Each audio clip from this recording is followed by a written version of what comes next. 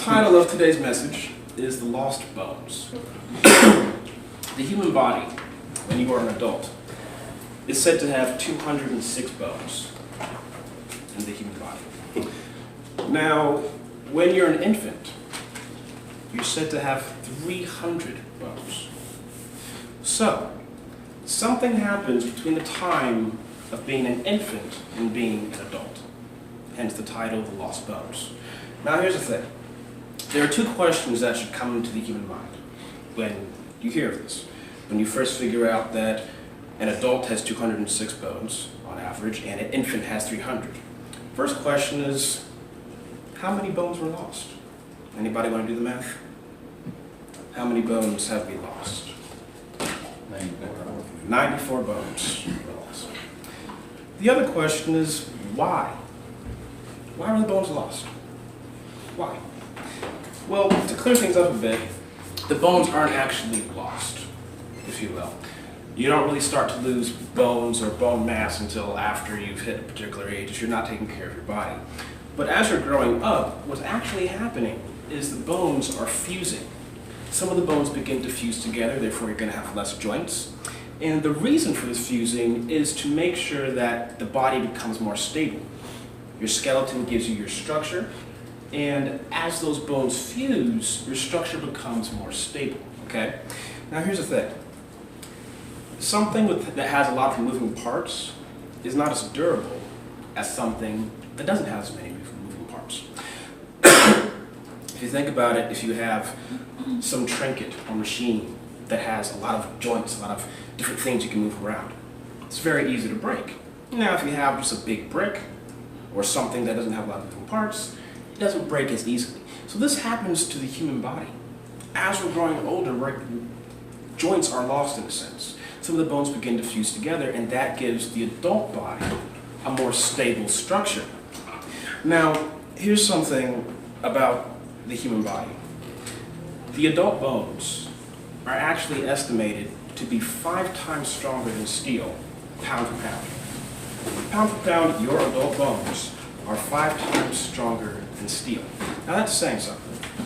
Now, I'm bringing all this up because Yahweh has created our bodies, and there's nothing that Yahweh does that doesn't have a purpose.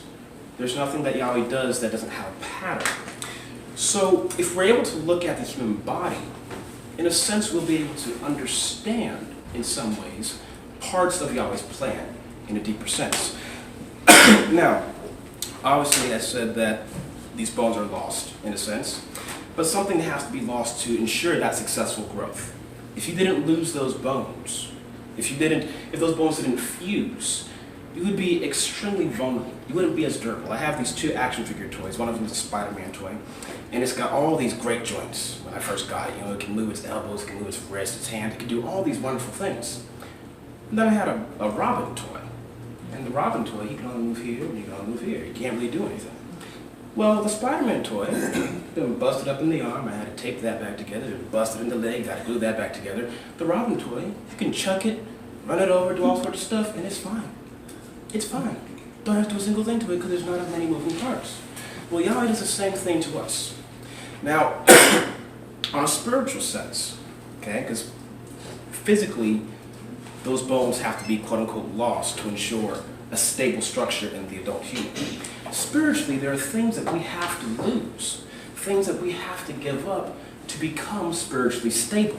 Okay? So I want us to go to our first scripture in 1 Corinthians.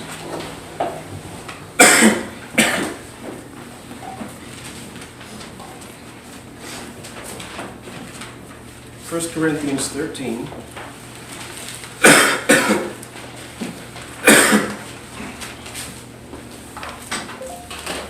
In verse 11, it says, "When I was a child, I spoke as a child. I understood as a child. I thought as a child. But when I became a man, I put away childish things." Something was put away from the time that he was a child to the time that he became a man. Well, look at the bone scenario. There's something that's put away, something that has changed from the time of being a child to the time of being an adult man. Spiritually, it's telling us that we're all spiritual babies at some point in our lives. We might not all be right now, but at some point in our lives, we are all spiritual children, spiritual babies. And therefore, we are fragile. We're very fragile. When we grow up spiritually, because growing up physically is not growing up spiritually. You can be 75 years old and still be a spiritual child. You can be 12 years old and be a spiritual adult. If you remember Yeshua, I believe, one of the feasts, I think he was probably about 12 years old, and he was over there with the elders, speaking to them, trying to learn from them. He was not spiritually a child. He was developed spiritually, but he was in a child's body. Well, the same thing here. If we are spiritually children, we spiritually have those 300 bones. Something has to happen. We can't stay in that state in which we are spiritually vulnerable forever. If you look at a baby, you got to hold it the right way. You got to pick it up the right way. You better not drop it. You got to take very careful care of it. When you're an adult, you don't got to worry about those things because you're more durable. We have to be able to become spiritual adults, but to do that, there are things that we have to lose. There are bones that have to be fused in order for this to happen. If you can go over to Mark chapter 8.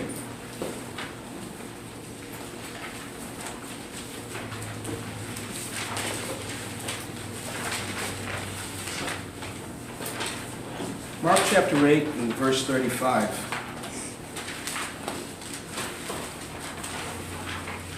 It says here, whoever will save his life will lose it.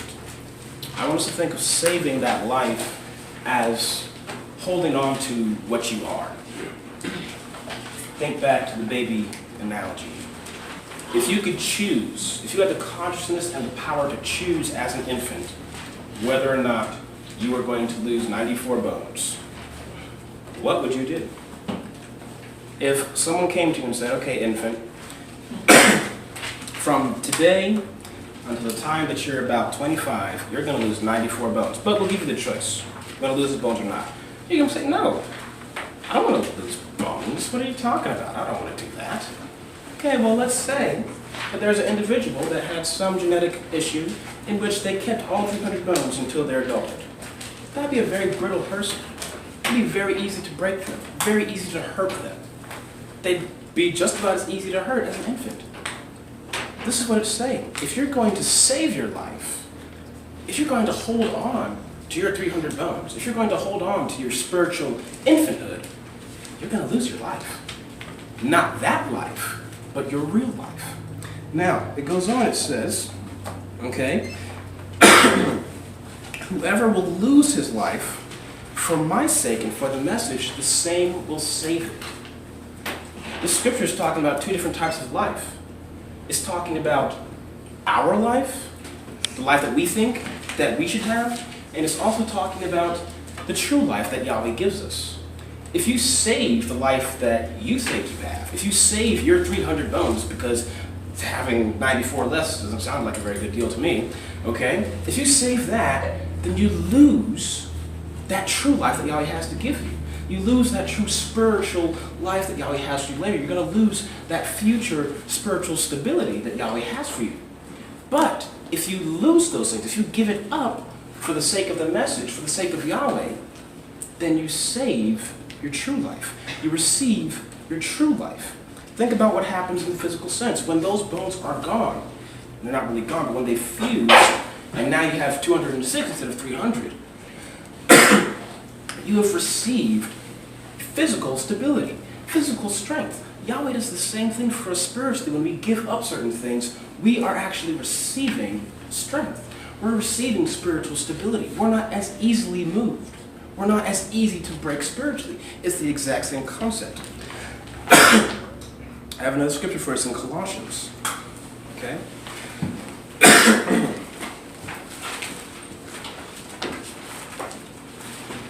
Colossians 26.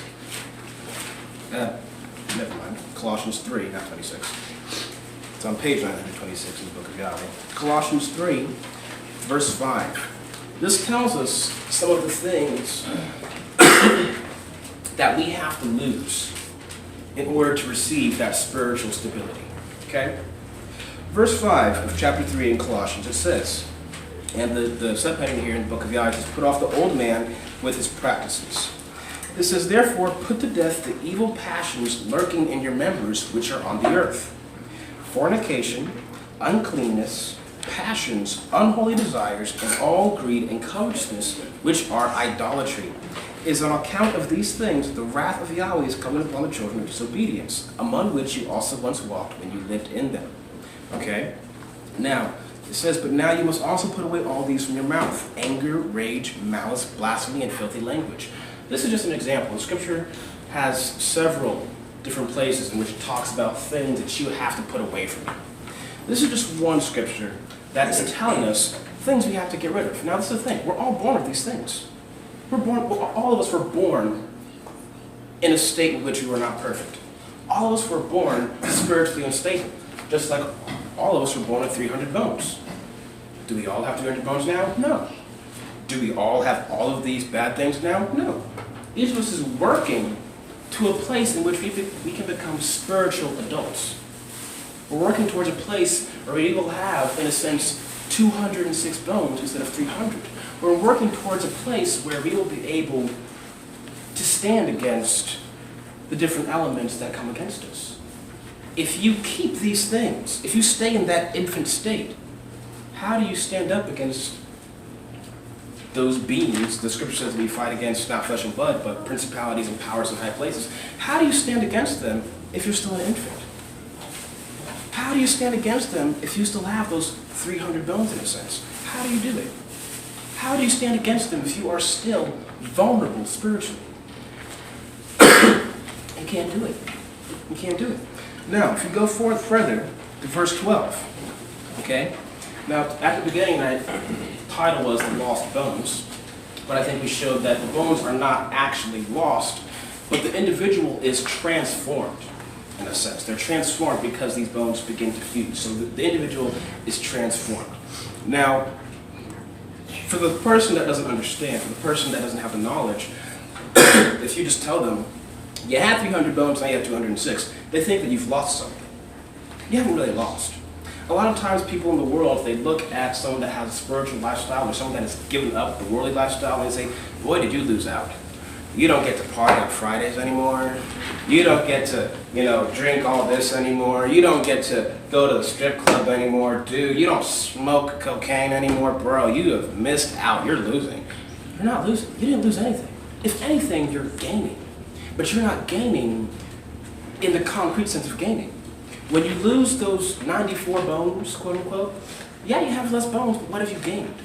You've gained strength. You've gained durability. You're gaining.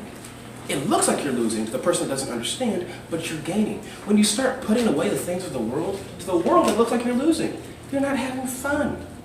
You don't get to go and play soccer on Saturdays anymore. That's not fun. It looks like you're losing. But instead you're actually gaining something. So in verse 12 here, it says, therefore, as the elect of Yahweh, holy and beloved, put on compassion. These are things that you have to gain. Kindness, humbleness of mind, meekness, long-suffering, being patient with one another, and forgiving one another. If anyone has a complaint against another, just as the Messiah forgave you, so you also must forgive. And above all these things, put on love, which is the bond of perfection. And let the peace of Yahweh rule in your hearts, to which you are also called into one body, and be thankful. This is the transformation that we take on when we become spiritual adults. It looks to the person that doesn't know that we've lost something, but we have truly gained something far greater than the 300 bones and all the fun that we could have had before. We've actually gained something. Now, my last point that I want to make here, okay? We said that the difference between the 300 and the 206 was 94. And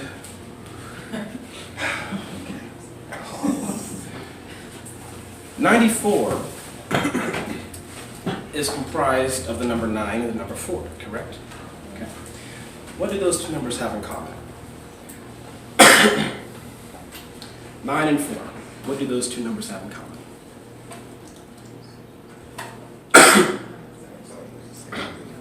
What? 8 up to 13. That's not where I was going with it, but they're both perfect squares. The square root of 9 is 3. The square root of 4 is 2. Now, Yahweh gives meaning to the numbers. The number 3 means separation. The number 2 is a house. Now, how does this add up into the rest of this message? Number 3, that is telling us you have to separate yourself from the 300 bones you had before. You have to separate yourself from the spiritual weaknesses you had before. And you separate yourself into what? To a house. It's also telling us this. If it's talking about a house, we all know Yahweh builds a house. It's not a physical house, it's not made with hands, but he builds a house. If any human was to build a house, what would they use? What materials would they use? Would they use materials that break easily? Or would they use materials that are going to give the house a stable structure? It's telling us in order to become part of Yahweh's house, we have to have a stable spiritual structure. He's not going to take the brittle thing that breaks easily and make it and use it to make his house. He's not going to do that. He's going to take something that is strong in spirit, something that is stable in spirit. He's going to use that thing to build his house. So this message is about, okay? What this message is about is separating ourselves from our weakness that we are all born with. That's 300 bones. You're born with them, and they make you weak. They make you fragile. You have to transform yourself to where you no longer have those weaknesses. You have to transform yourself to where your structure is one that is strong, to where your spiritual structure can be put into Yahweh's house. But you can't do that if you hold on to the weaknesses that you came to the world with. You can't do it. You can't hold on to those 300 bones and go play football. It ain't gonna happen. If you want to stay in a wheelchair all your life, you can keep those bones. But if you want to be part of Yahweh's house, if you want to contribute to the structure of Yahweh's house, you can't hold on to the weaknesses you came into this world with. You've got to give those things up. You have to separate yourself from your weakness and separate yourself into what Yahweh has for you. And that's what I have to say.